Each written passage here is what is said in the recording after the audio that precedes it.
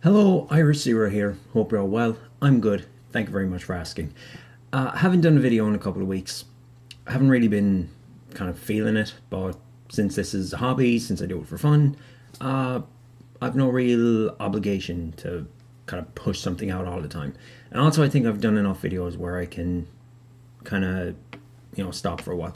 But I wanted to do a video for today because I have just tried VR for a very, very, very first time, which I know VR isn't like a super like big deal. It's kind of fizzled down for a little bit, but it was the first time I tried it, and to be honest, I was kind of afraid to do it because I didn't know if I could use it.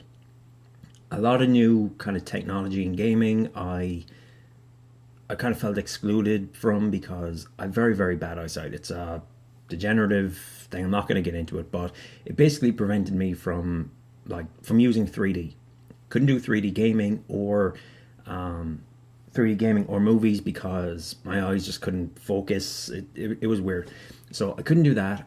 Couldn't do motion gaming because I have to be close to the TV. And the way my setup was, I couldn't put like any like sensor bar kind of far enough, so like I'm kind of playing it like that, like really, really, really close.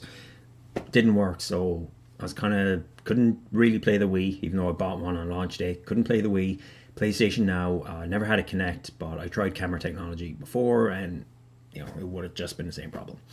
Anyway, so I was kind of worried going into VR, but I tried it. There was a place here in Limerick where for like €20 an hour you can try VR, or you can play VR stuff. It's like a VR arcade, which I know some people might complain because, oh, that's stupid, like paying for. Well, I didn't want to pay like the minimum €100 for the Samsung VR.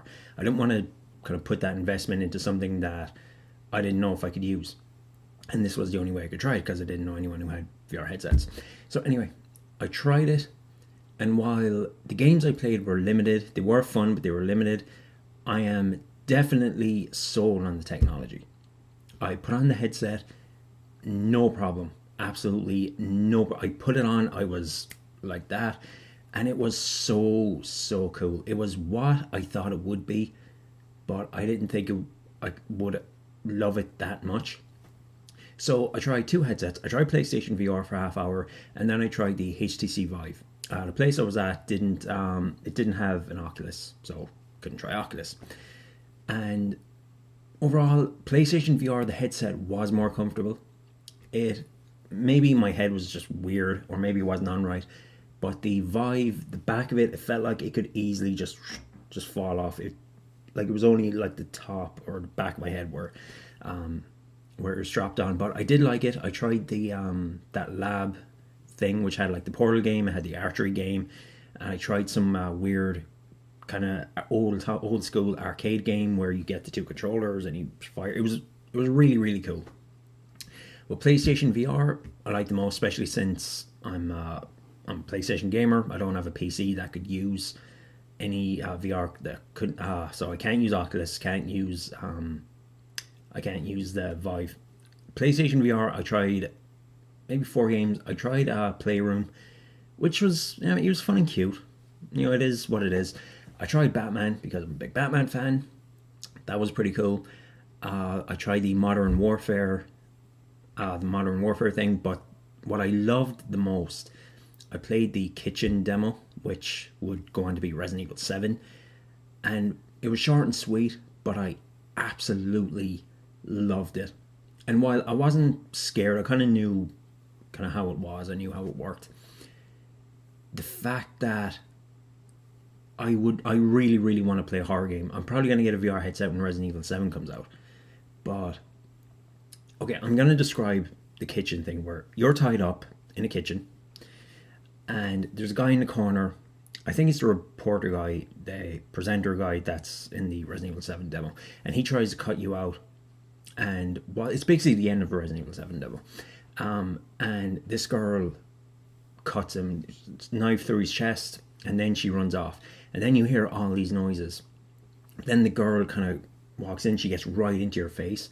And it felt like, if it wasn't for the fact that I knew I was looking at like a game, In fact, I couldn't smell or anything. It felt like she was right in my face, and I would love that. I would love to see how this would have looked if like PT had been done for VR. And yeah, I know you can play it on a VR headset, but it's not made for VR. I would love to have that scene where Lisa just pops up in your face. Obviously, that's not going to happen, but I cannot wait to see how horror can work on this, or like kind of games in general where like stuff is really in your face, because that's what I want to see. I would love to have tried Res. Unfortunately, they didn't have Res, but stuff that's just like boom, boom, boom. That's what I really want to try. So yeah, I'm 100% sold on VR, and I cannot wait to get my hands on my own headset, which will probably be PlayStation VR when Resident Evil 7 comes out. And I hope it's a technology that continues to grow. People invest in it, because I want to see where this goes. And it's probably as close as I'm ever going to get to in my lifetime to the holodeck. And it's a pretty good start so far. Well, anyway, that's it for me for today. So until next time, whenever that is, because I don't think I'm going to be doing these videos regular anymore, just whenever I feel like talking about something. So till then, I say to you all, have a good one.